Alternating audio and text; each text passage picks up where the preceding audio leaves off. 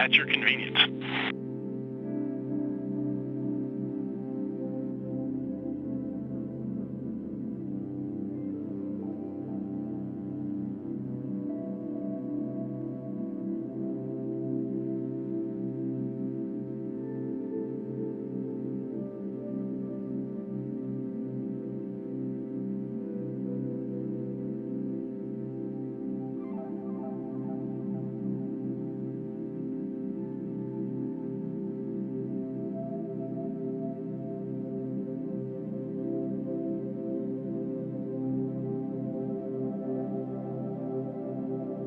Upsell on 2, I can take a message for Matt. Hey, Mike, yeah, just real quick, Matt downlinked the files for us from the Space Dead payload yesterday, but we're not seeing them down here. We were wondering if he knew SSC and folder that he put those on, just trying to track them down.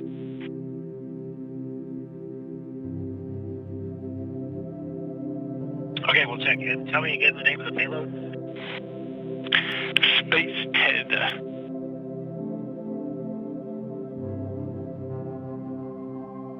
Okay, nope, that'll be Space Dead. We'll check.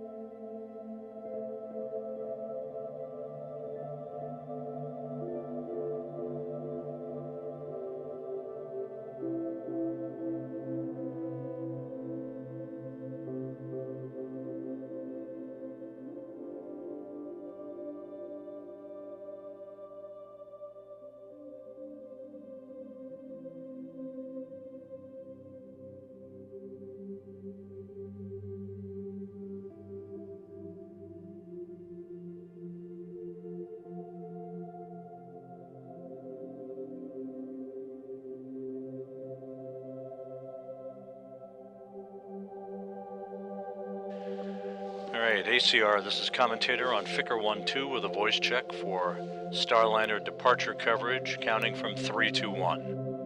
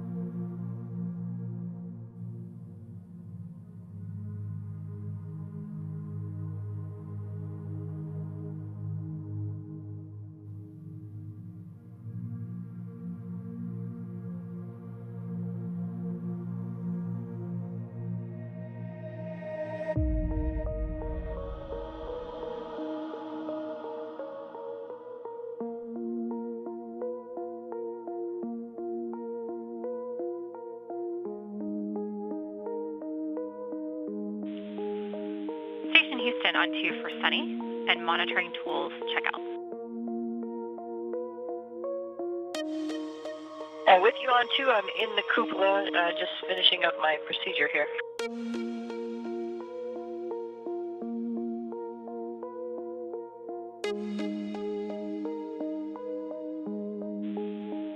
Okay, copy. Sounds like we're in sync. Just wanted to confirm that we are go for you to check out PCS, RPOP, and SSE for vehicle monitoring. We're expecting you to perform steps 1.1, 2.4, 5.1, 5.3, and 5.4 in 1.401 CST 100 monitoring tool setup. Roger that, and I'm just finishing it up, and I'll give you the call when I finish. Houston, copy.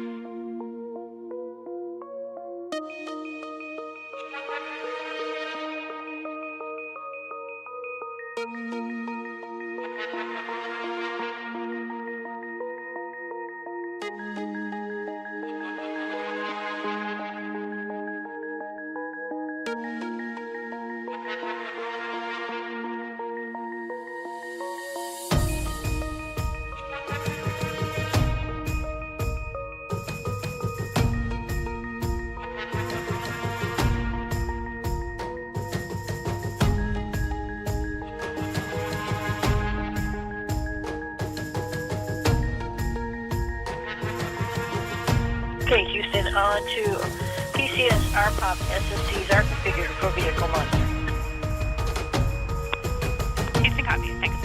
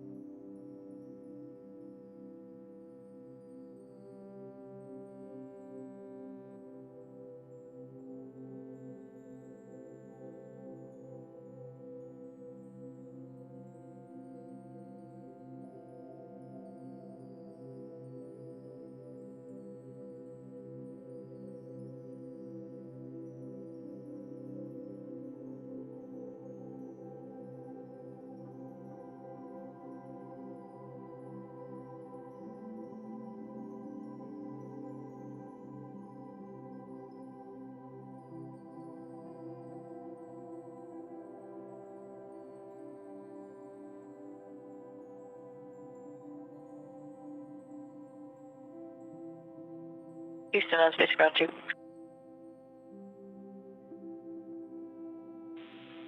TC with you on 2.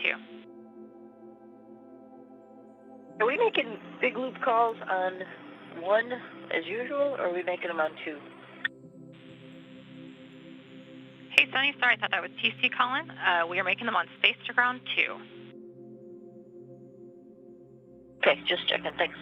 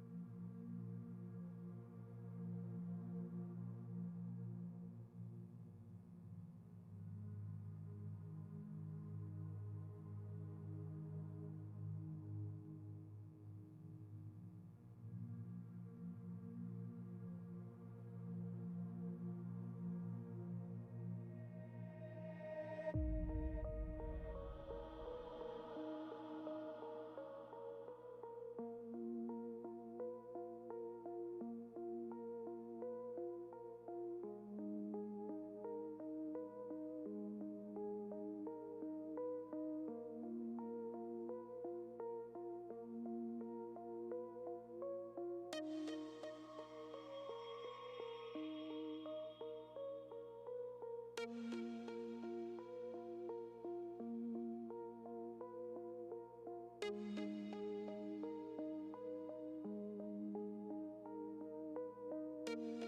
Matt on 2 for Space Ted.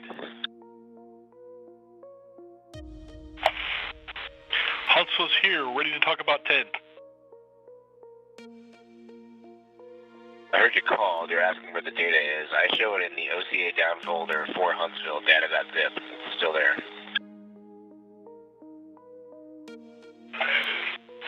Do you have a particular SSC, or is it already just in the folder? I mean, it's a share drive. It's everywhere. It's on a T drive now. Now that I'm seeing it, I'm realizing what happened. Give me a second.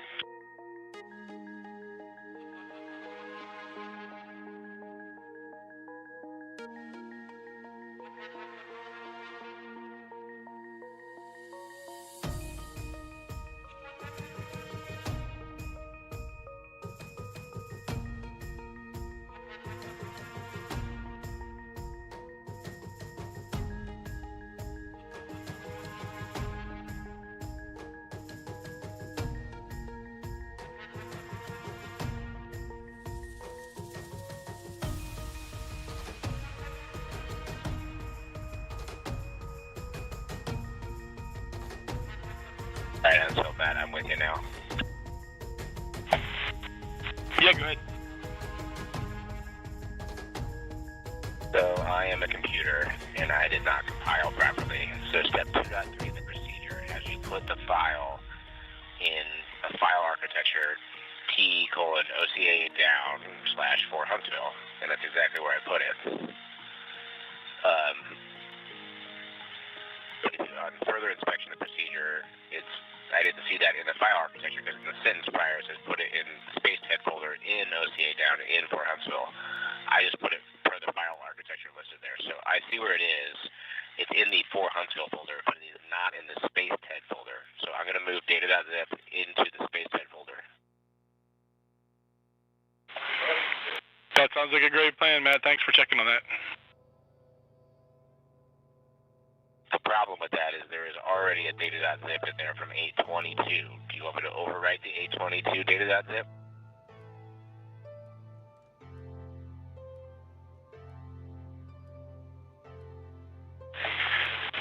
No, Matt, I don't think we want to overwrite it. Could you give it a different name so they're both in there? Okay, it'll be data.zip _9_5.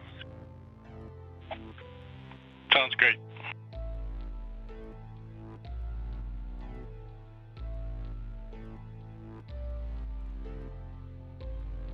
I have more data for you though now that something makes sense. The date modified of that 9.5 file is 8:30, which might give you an indication of what day it may be that thing came unplugged. That's some pretty good forensic archaeology there. We were wondering if the files didn't come down because it's been unplugged for a really long time and there was no files at all, but at 8:30 makes sense. Yeah, I imagine the data will have timestamps in there. Maybe one day when I get back, I'll tell you the story about how I had to track somebody down with forensics in a foreign country and bring in the fun story. Later. Sounds good. I will look forward to it.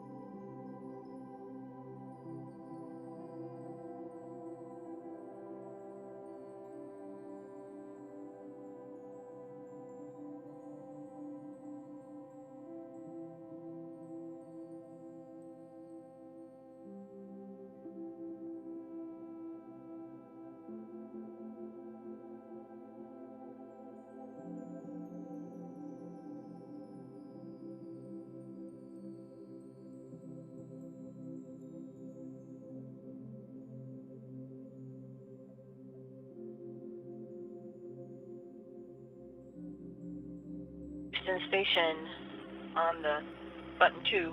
CST-100 departure review is complete. Houston copies.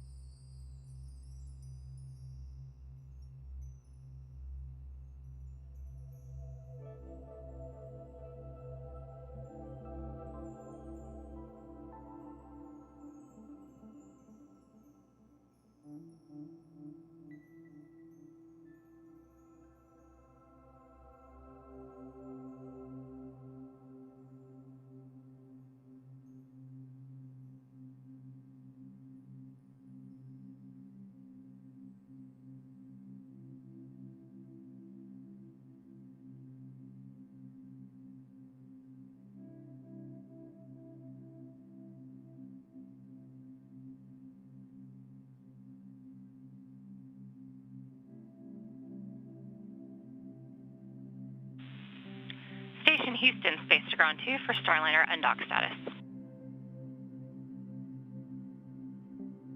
Go ahead, we're with you. Hey, Sunny, both the Starliner and ISS flight control teams have pulled go for undock at this time. The expected undock time is 22:04. Okay, copy 2204. Hey, you know, we're just looking at the flight control roster and like, wow, it is the all-star team. You guys, it is the time to bring Calypso home. You have got this. We have your backs, and you've got this. Bring her back to Earth. Good luck. Sunny and Butch, this is Chloe. Just on behalf of the entire MO team, and I know the other flight control teams around the building, we thank you for your endless support over the years. We've enjoyed every training event and every meeting. We remember every setback and every revelation with you. The teams on the ground have worked countless hours over the last few weeks, months, and for a group of us, years to bring Calypso back, and we're ready to do that today. We wish you the best of luck in your increment, and Sunny, I will make sure the right people have your coming home song ready to play on Space to Ground when it's time for you guys to come home. Good luck, and thank you. Wonderful comments, Flight. We appreciate that, and we agree. Many years of great enjoyment, simming together, playing together, and being involved with each other's lives, and it's been special. Bring it home. Copy. Thank you, and have a good evening.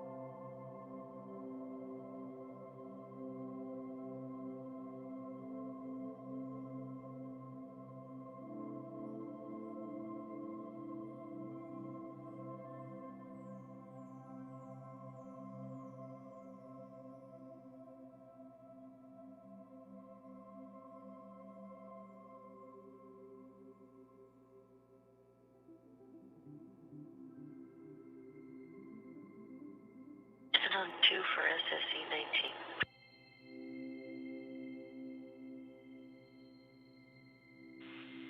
With you on 2. Sandy, it's CC. I don't know if we ever circled back on how I am to leave my SSC, what state I'm supposed to leave it in overnight. I'm still using it. And TC, we've chatted that down here. We're planning to schedule it for a different day. There are no operational impacts to you using your SSC. Our tentative plan is to schedule the troubleshooting early next week. Okay. So just let her know if what I was seeing last night with the scan and the amount of time it took for it to complete, was that expected?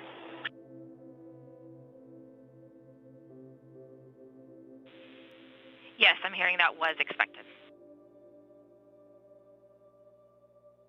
Okay, because I literally went to sleep and I woke up and it was still going, and I just did a hard shutdown of the SSE.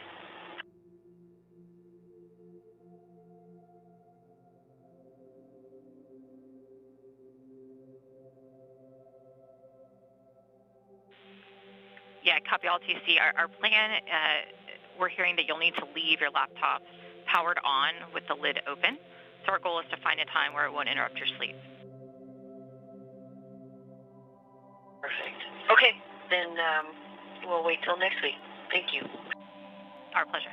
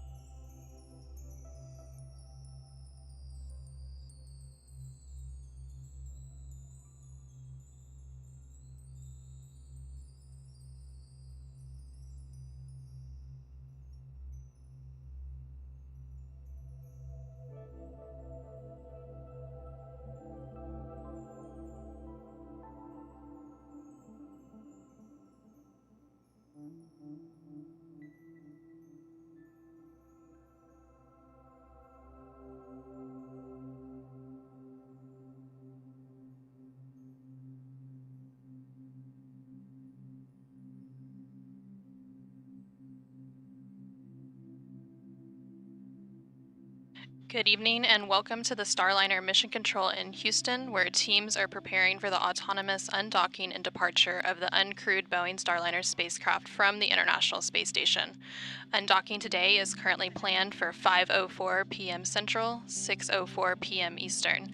I'm Anna Schneider with NASA Communications, and joining me today in Starliner Mission Control is Lauren Brennicke from Boeing Communications. Across the hall in the International Space Station Flight Control Room, we also have NASA's Rob Navius.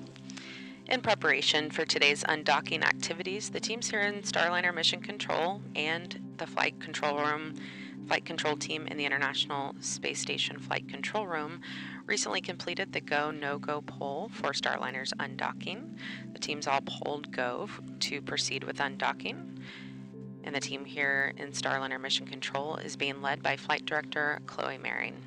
Today's undocking will set Starliner on its path home for landing at White Sands Space Harbor in New Mexico, targeting approximately 11 p.m. Central, Friday, September 6th, midnight Eastern on Saturday. NASA astronauts Butch Wilmore and Sunny Williams flew to the International Space Station in June as part of NASA's Boeing crew flight test, lifting off atop a United Launch Alliance Atlas V rocket from Space Launch Complex 41 at the Cape Canaveral Space Force Station in Florida on June 5th. The Starliner spacecraft docked to the International Space Station on June 6th. During the June 6 rendezvous, NASA and Boeing identified helium leaks and experienced issues with the Spacecraft Reaction Control System, or RCS thrusters, as Starliner approached the station. Since then, engineering teams have completed a significant amount of work, including reviewing a collection of data, conducting flight and ground testing, hosting independent reviews with agency propulsion experts, and developing various return contingency plans. The uncertainty and lack of expert concurrence did not meet the agency's safety and performance requirements for human spaceflight, thus prompting the NASA decision to return Boeing's Starliner spacecraft to Earth without astronauts Butch Wilmore and Sunny Williams aboard. The uncrewed return allows NASA and Boeing to continue gathering testing data on Starliner during its upcoming flight home, while also not accepting more risk than is necessary for its crew. Wilmore and Williams will continue their work formally as part of the Expedition 71 and 72 crew through February of 2025. They will then fly home aboard a Dragon spacecraft with 2 other crew members assigned to the agency's SpaceX Crew 9 mission, NASA astronaut Nick Hague and Roscosmos cosmonaut Alexander Gorbanov. As part of NASA's Commercial Crew Program, this is Boeing's second flight to the International Space Station and third Starliner flight test overall, following a second orbital flight test in May of 2022.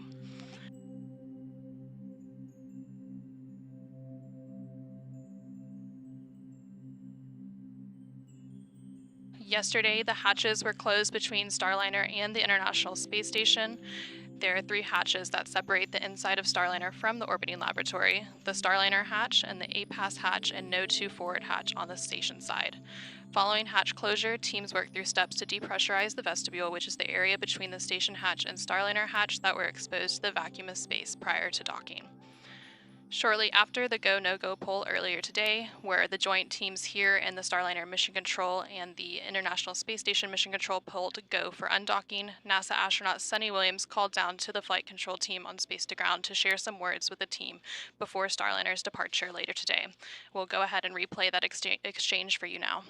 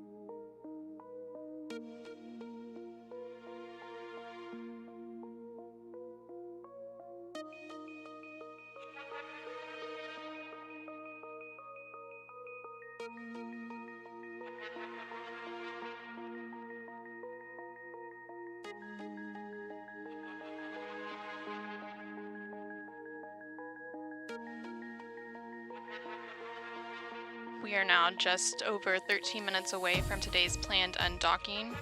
As we continue to approach that undocking, you can see the team here and the Starliner mission control team working in tandem with the ISS flight control room across the hallway. Just before we came on the air here, the teams opened up the helium manifold to check Starliner's leak rate. Everything looks good.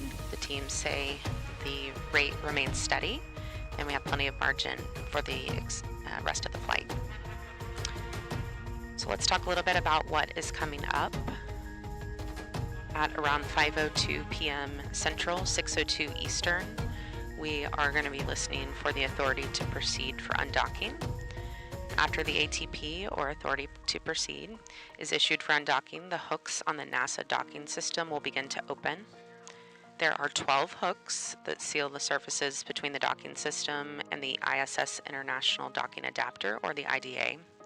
Once all of those hooks are open, springs on Starliner's docking ring will push the spacecraft away from the space station. So again, we're expecting that undocking at 5:04 p.m. Central, 6:04 Eastern. And then just a few seconds later, at about 5 meters out, our first separation burn. Starliner's thrusters will complete 2 short firings to gradually increase the separation speed to help the spacecraft carefully move away from the orbiting laboratory. The command given to Starliner will be to back straight away to the 200-meter mark, but then a few seconds later, a second command will be given before it gets too far to change that path and head up higher than station. These 12 pre-planned burns will be performed with Starliner's forward-facing reaction control system, or RCS thrusters, which have been performing nominally during this flight. Starliner will then begin a breakout burn, which will take the spacecraft forward and above the station. During this burn sequence, Starliner's thrusters will perform a series of 12 short firings. This entire sequence will take about 5 minutes to complete and will allow Starliner to quickly break out to outside of the approach ellipsoid, or AE. About 4 minutes into this burn sequence, Starliner will exit the keep-out sphere, or KOS. The keep-out sphere is an imaginary 200-meter sphere centered on the space station. Once outside the keep-out sphere, vehicles must provide a 4-orbit safe free drift trajectory. Around 5:10 p.m. Central, that automated breakout sequence will be completed. And then just 15 minutes later, we will be out of the approach ellipsoid. The approach ellipsoid is in the same family as the keep-out sphere, but this time it is an imaginary 3-dimensional ellipsoid around the space station. Vehicles outside the approach ellipsoid have to be on what we call a 24-hour safe free drift trajectory, and that means the spacecraft would not cross over that imaginary line for at least 24 hours, even if it lost all maneuvering capabilities. Once outside the approach ellipsoid, joint operations between the Starliner Mission Control and International Space Station Flight Control Room will conclude, and Starliner will be on a path back to Earth.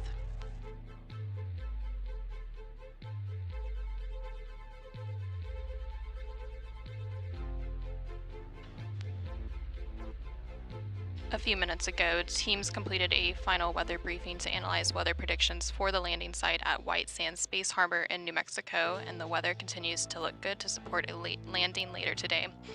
As part of the departure preparations for Starliner, mission managers completed a series of operational and weather checks. Yesterday, 24 hours before undocking, NASA analyzed the weather predictions for the landing site, and there are several different weather criteria that must be met, including winds at the selected landing site must be approximately 13 miles per hour or 12 knots or less when uncrewed, and ground temperatures must be warmer than 15 degrees Fahrenheit, and the cloud ceiling must be at least 1,000 feet. 1 nautical mile of visibility is also required, and the area must be clear of precipitation, thunderstorms, and lightning within an approximately 22-mile radius. A final weather check will also take place before the spacecraft's deorbit burn, which is currently scheduled for 10:17 p.m. Central, 11:17 p.m. Eastern. And following the weather briefing, the navigation and docking lights on Starliner were turned on. The LADARs were confirmed to operate, and the RAL cards were enabled for departure. The LADARs, or laser detection and ranging lasers, create a 3D picture of the International Space Station for Starliner's computers to help the spacecraft guide itself around the ISS when it's flying close to the station. The LADAR system was developed and tested in orbit aboard the Space Shuttle as they docked with ISS. The RAL cards, or Remote Analog Interface Unit, gathers data on the status and health of critical spacecraft systems during all phases of the mission. This allows the important systems information to be stored aboard the spacecraft so engineers can review it once the spacecraft lands.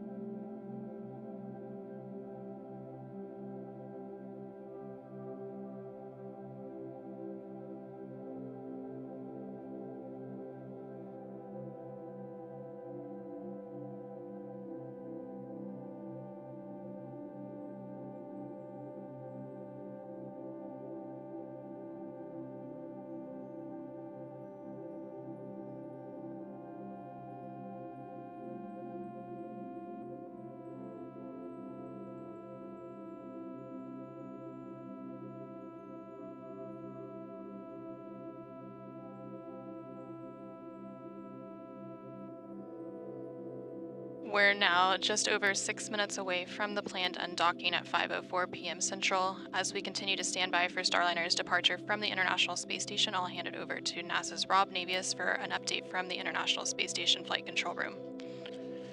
Thanks, Anna. Here in the Space Station Flight Control Room at the Johnson Space Center in Houston, the flight control team led by Flight Director Anthony Varia is in the final moments before the expected undocking of Starliner from the forward port of the Harmony module on the International Space Station. Once the undocking is complete and Starliner has exited the approach ellipsoid that you heard Lauren describe just a moment or two ago, the 9 crew members on board the station, led by Commander Oleg Kononenko, will begin their sleep period. They're going to be moving into an off-duty period on Saturday. The vacancy of the forward port of Harmony will open up that port for the beginning of 2 crew rotations over the next several weeks. Next Wednesday, NASA's Don Pettit and Roscosmos cosmonauts Alexei Ovchinin and Ivan Wagner will be launching from the Baikonur Cosmodrome in Kazakhstan on a 2-orbit rendezvous to reach the International Space Station. That will swell the station's population to 12 and begin an 11-day handover with NASA astronaut Tracy Dyson and Kononenko and Nikolai Chub, who will be departing the station on September 23rd. A day later, if everything goes as planned, NASA's Nick Hague and Roscosmos cosmonaut Alexander Gorbanov will be launching from the Cape Canaveral Space Force Station on the SpaceX Crew Dragon Freedom. They will be a 2-man crew to reach the International Space Station and provide the orbital Uber, if you will, for Butch Wilmore and Sonny Williams to come home on next February, with Wilmore and Williams completing what is expected to be about a 262-day mission. Meanwhile, the Crew 8 crew, Matt Dominic, Mike Barrett, Jeanette Epps, and Alexander Grabenkin, are in the final weeks of their mission on board the station. They are planning to depart after a 5-day handover with Hague and Gorbanov. That handover will lead the way for a departure on or around October 1st. The Crew 8 crew will then be coming home to bring the station back to its complement of 7 crew members. So with that, we're about 3.5 minutes away from the planned undocking of Starliner. We'll be watching carefully. It will take about 21.5 minutes from undocking for Starliner to exit the approach ellipsoid that you heard Lauren describe a moment ago. That's that 2.5 mile long by 1.2 mile wide corridor, if you will, the neighborhood of the International Space Station. So we'll be following along as Starliner begins its journey home and a landing at midnight Eastern Time at the White Sands Space Harbor in New Mexico. With that, we'll turn it back to you, Anna, in the Starliner control room. Station Houston, Space to Ground 2 for Starliner undock status.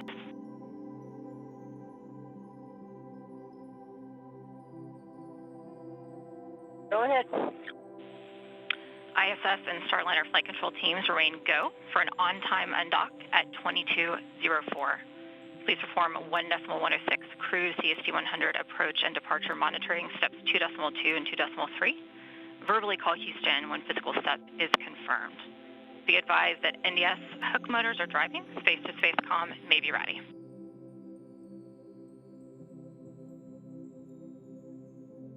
ISS crew copies, ready for undock monitoring.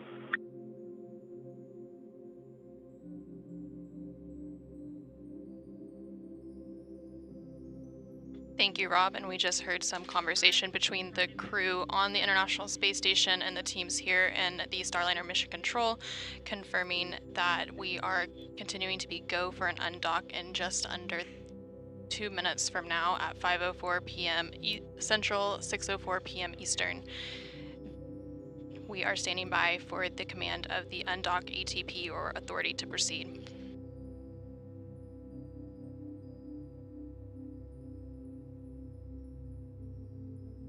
Once the authority to proceed is issued for undocking, the NDS or NASA docking system hooks will begin to open, and there are 12 hooks that seal the surfaces between the NDS and the ISS International Docking Adapter or IDA. Once all 12 hooks are open, springs on Starliner's docking ring will push the spacecraft away from the space station. And Flight Director Chloe Marion just asked for quiet in the room as we are approaching 1 minute out from Starliner undocking.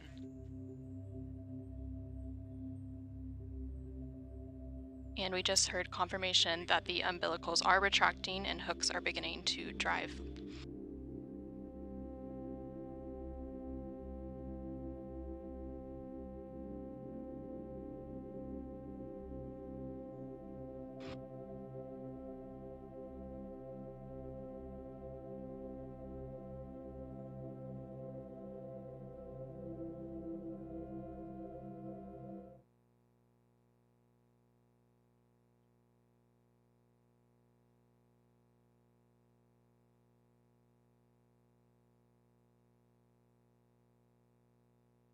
Thirty seconds.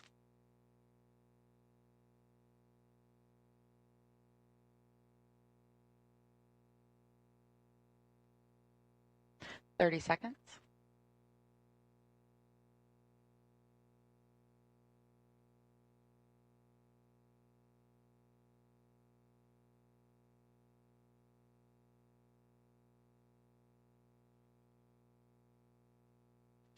Separation confirmed. Starliner is now backing away from station and starting its return to Earth.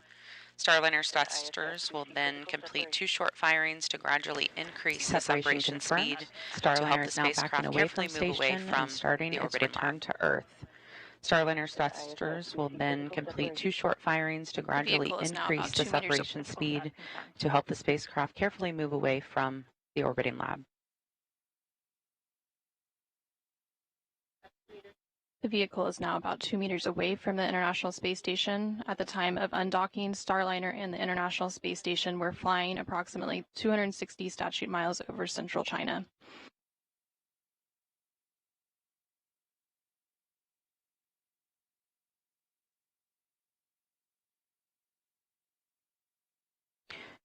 Starliner will be beginning a breakout burn soon, which will take the spacecraft forward and above station. During this burn sequence, Starliner's thrusters will perform a series of 12 short firings. The entire sequence takes about 5 minutes to complete and allows Starliner to quickly break out to outside the approach ellipsoid, or AE. And about 4 minutes into the burn sequence, Starliner will exit the keep out sphere, or the KOS.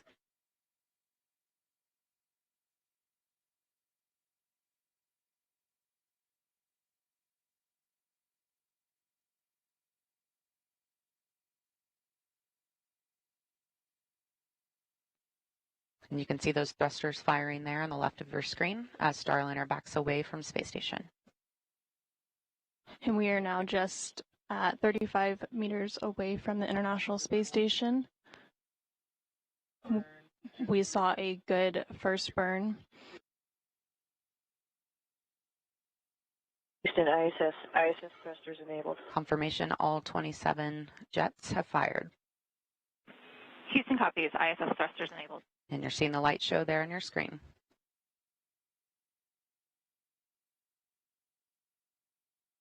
And the first 3 of the 12 firings have completed, and there's about a 100-second pause until the 4th burn.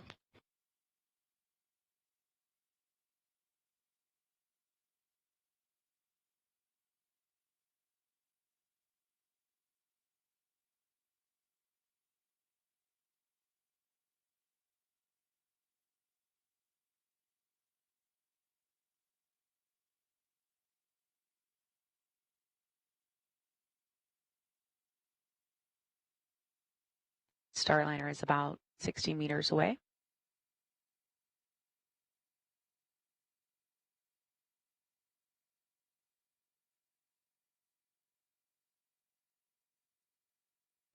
And flight controllers are reporting good attitude and good control. We are standing by for the 4th of the 12 burns in the series of firings as part of the breakout burn. As a reminder, the entire sequence will take about 5 minutes to complete. About 4 minutes into the sequence, Starliner will cross what is known as the keep-out sphere. The keep-out sphere is an imaginary 200-meter sphere centered on the space station. We are 15 seconds away from the 4th burn in the series of 12.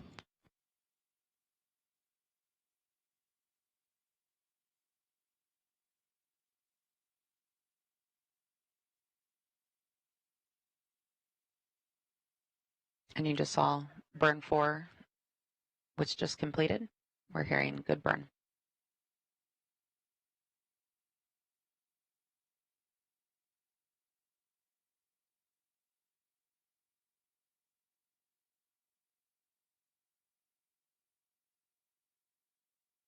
And the 5th burn in that sequence of 12 just completed, and it was a good burn.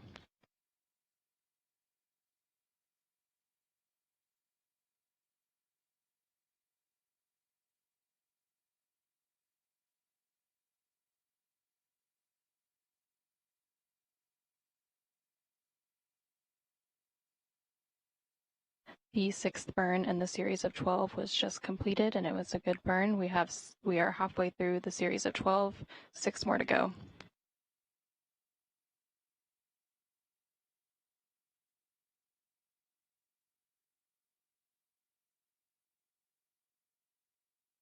You might be able to see some of those lights on the front of Starliner, a red and a green and a white.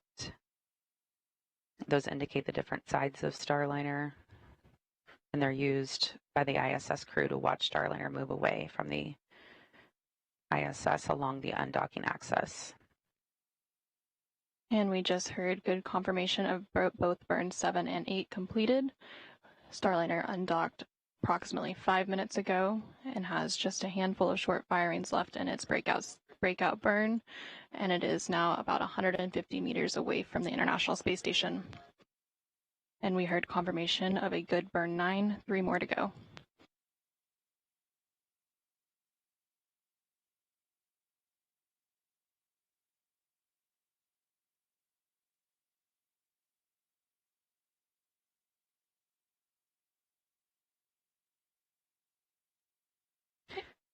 Burn 10, good burn.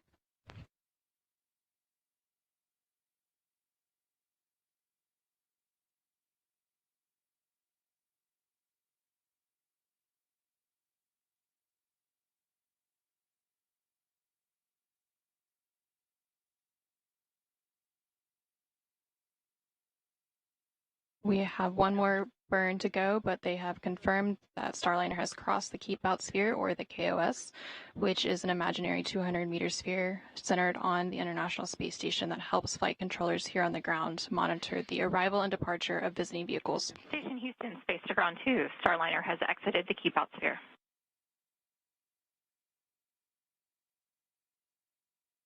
Copy, she's exited the keep-out sphere.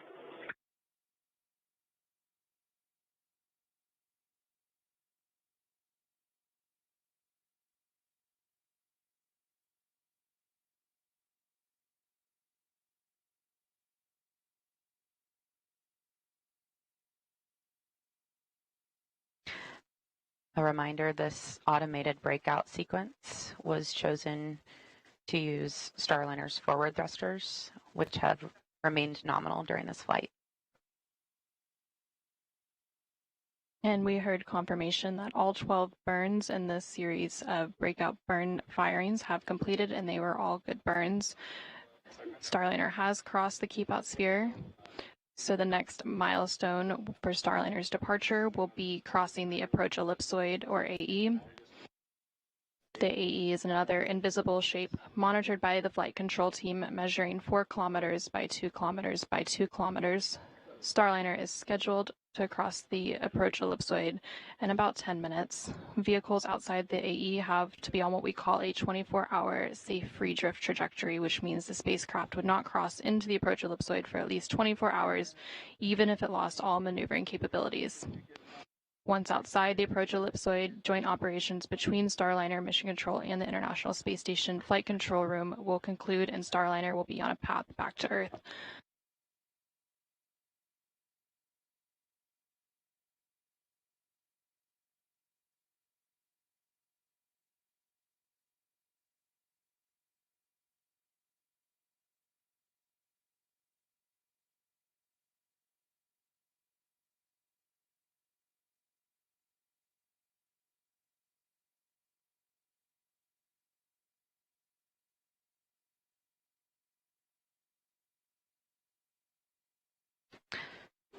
We're now taking a look from the VESTA system, which stands for Vision-Based Electro-Optical Sensor Tracking Assembly.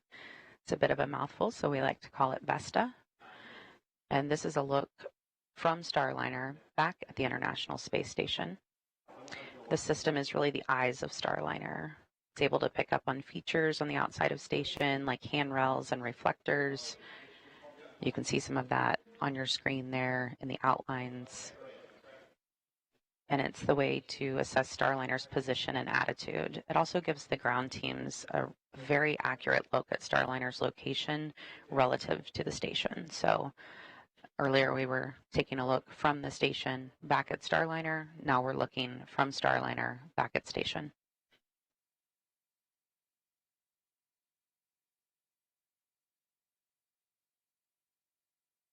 We're just under 10 minutes away from the AE exit, so in the meantime, we will check back in with NASA's Rob Navius in the International Space Station Flight Control Room. Rob?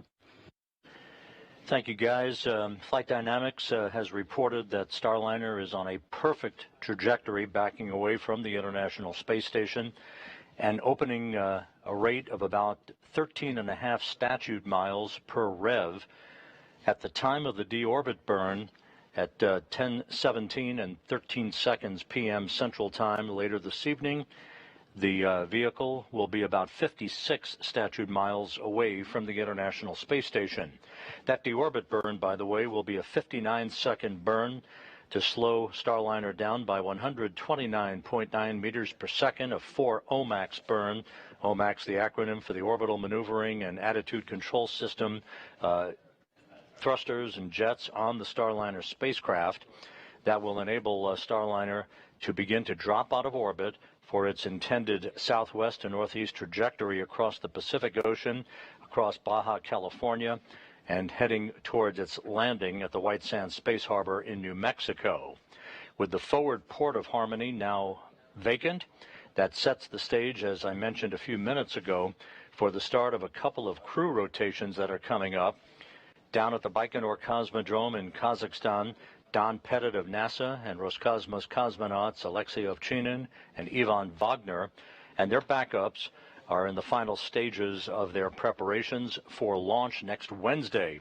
Their Soyuz 2.1A booster and the Soyuz MS-26 spacecraft that they will ride to orbit, that vehicle will roll out to the launch pad in Baikonur on Sunday, and then final preparations will lead them to a launch next Wednesday at 11:23 a.m. Central Time, heading for a two-orbit, 3-hour, 10-minute journey to dock to the International Space Station's Rassvet module. Now, that forward port on Harmony that was just vacated by Starliner's departure will be the port of call for NASA astronaut Nick Hague and Roscosmos cosmonaut Alexander Gorbanov and their launch no earlier than September 24th on the SpaceX Dragon Freedom spacecraft off of Launch Complex 40 at the Cape Canaveral Space Force Station. That will be about a 30-hour transit for those two crew members to reach the International Space Station and the automated docking to the forward port of Harmony.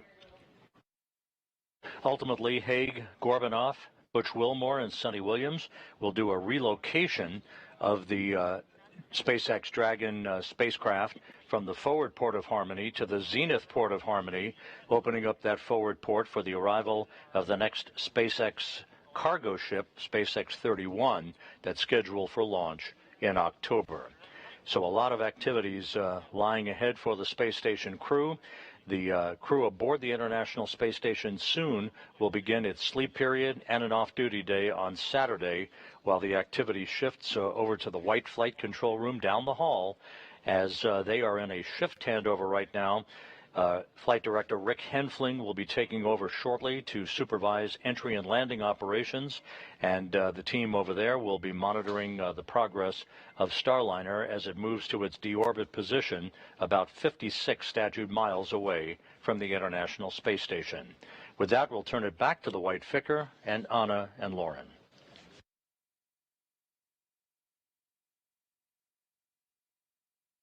Thank you, Rob.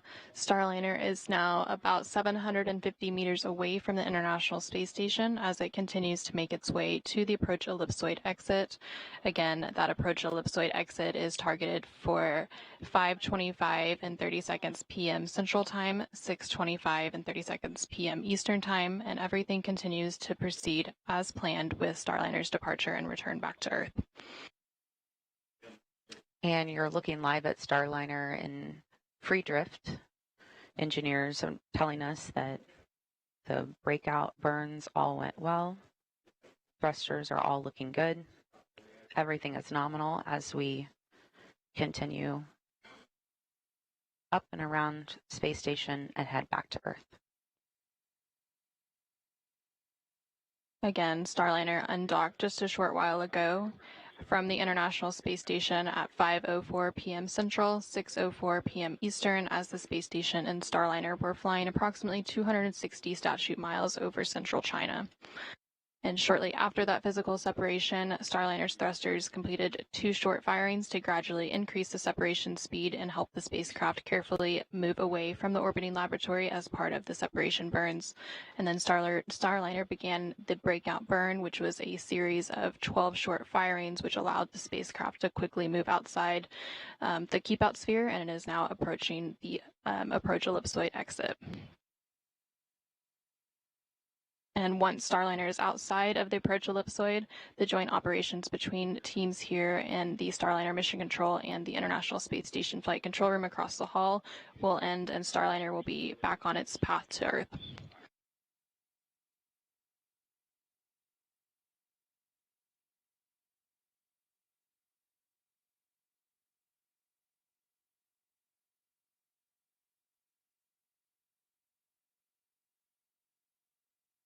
And we are about 6 minutes away from that approach ellipsoid exit, and Starliner is now about 900 meters away from the International Space Station, traveling at a rate of 1.2 meters per second.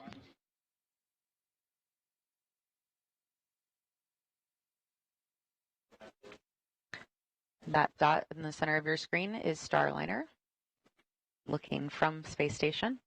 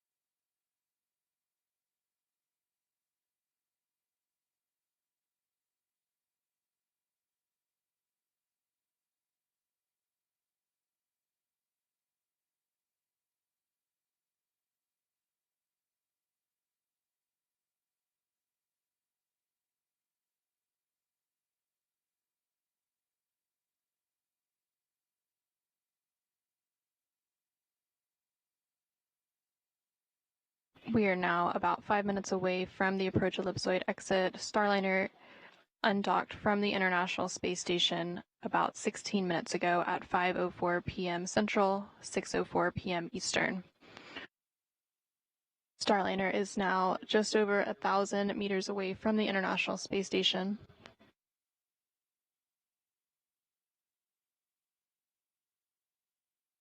After Starliner crosses the approach ellipsoid, the next milestones for the vehicle will be its entry cover closure, and that is planned for about 6:42 p.m. Central, 7:42 p.m. Eastern, and then there will be some checkouts of the OMAC thrusters at 7:05 p.m. Central, 8:05 p.m. Eastern.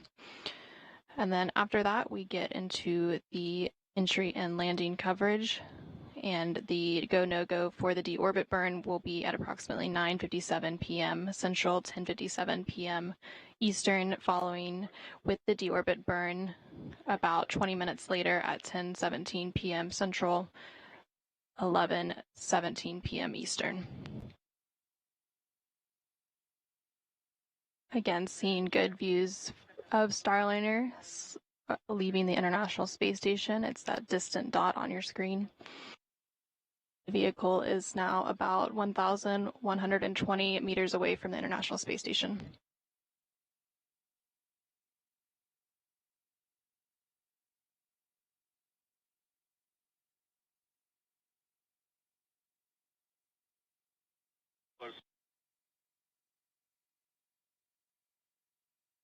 And we just heard confirmation that Starliner is out of the approach ellipsoid. The approach ellipsoid is an imaginary three-dimensional ellipsoid around the space station, and vehicles outside of the approach ellipsoid have to be on what we call a 24-hour safe free drift trajectory, which means the spacecraft would not cross into the approach ellipsoid for at least 24 hours, even if it lost all maneuvering capabilities. Now that Starliner is outside of the approach ellipsoid, joint operations between the Starliner Mission Control and International Space Station Flight Control Room will conclude, and Starliner is now on a path back to Earth. So once again, Starliner undocked from the International Space Station at 5:04 p.m. Central, 6:04 p.m. Eastern, as the space station was flying 260 statute miles over central China. Shortly after physical separation, Starliner's thrusters completed 2 short firings to gradually increase the separation speed to help the spacecraft carefully move away from the orbiting laboratory. Starliner then began the breakout burn, and Starliner's smaller jets performed a series of 12 short burns to allow the spacecraft to quickly move outside the approach ellipsoid. Starliner again crossed the approach ellipsoid moments ago and is now on its journey home. The next milestones for Starliner ahead of its deorbit burn, targeted for 10:17 p.m., include crossing the entry cover, closing the entry cover, and conducting checkouts of the OMACs, or the orbital maneuvering and attitude control thrusters. Those are the bigger jets on Starliner.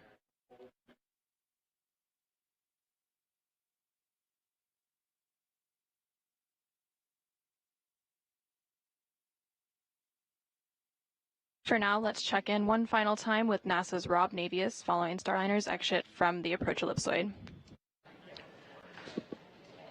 Thank you, guys. Here in the Space Station Flight Control Room, Flight Director Anthony Varia and his team will be remaining on console throughout the course of the evening, keeping a watchful eye on things. Space to run 2 for Starliner status.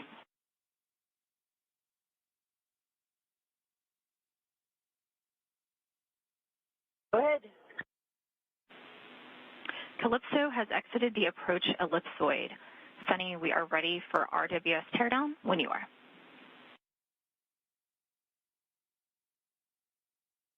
Okay, she's on her way home. Congratulations to the Undock team, and we'll be tearing down the RWS. Copies, thanks. Spacecraft communicators are here in the Station Flight Control Room talking to Sonny Williams, our National Space Station. The Starliner is perfect trajectory, moving well away from the International Space Station for its deorbit burn at 10:17 and 13 seconds p.m. this evening. Once again, that'll be a 59-second burn of the 4 orbital maneuvering and attitude control system jets on the Starliner spacecraft to slow Starliner down by 129.9 meters per second, allowing it to drop out of orbit to begin its descent back into the Earth's atmosphere, and a landing just about midnight Eastern Time, 11 p.m. Central Time, give or take a few seconds, at the White Sands Space Harbor in New Mexico. With that, the space station team will begin to turn its attention to the next major activity. That will be the launch out of the Baikonur Cosmodrome in Kazakhstan on Wednesday of NASA's Don Pettit and Roscosmos cosmonauts Alexei Ovchinin and Ivan Wagner on the Soyuz MS-26 spacecraft that will increase the station's population from 9 to 12, and the beginning of a busy several weeks of crew rotations on the International Space Station, leading to the start of Expedition 72. So with that, we're going to call it a day here in the Space Station Flight Control Room. Turn it back to you guys in the white Flight Control Room down the hall. All right, thank you very much, Rob. Starliner is now on its way back home to Earth and has about a 6-hour journey ahead of landing. We are targeting again around 11 o'clock Central, midnight Eastern for that landing at White Sands Space Harbor in New Mexico. We will resume live coverage of Starliner's deorbit entry and landing beginning at 9:50 p.m. Central, 10:50 p.m. Eastern. Until then, thank you for joining us for Starliner's undocking and departure from the International Space Station. This is Mission Control.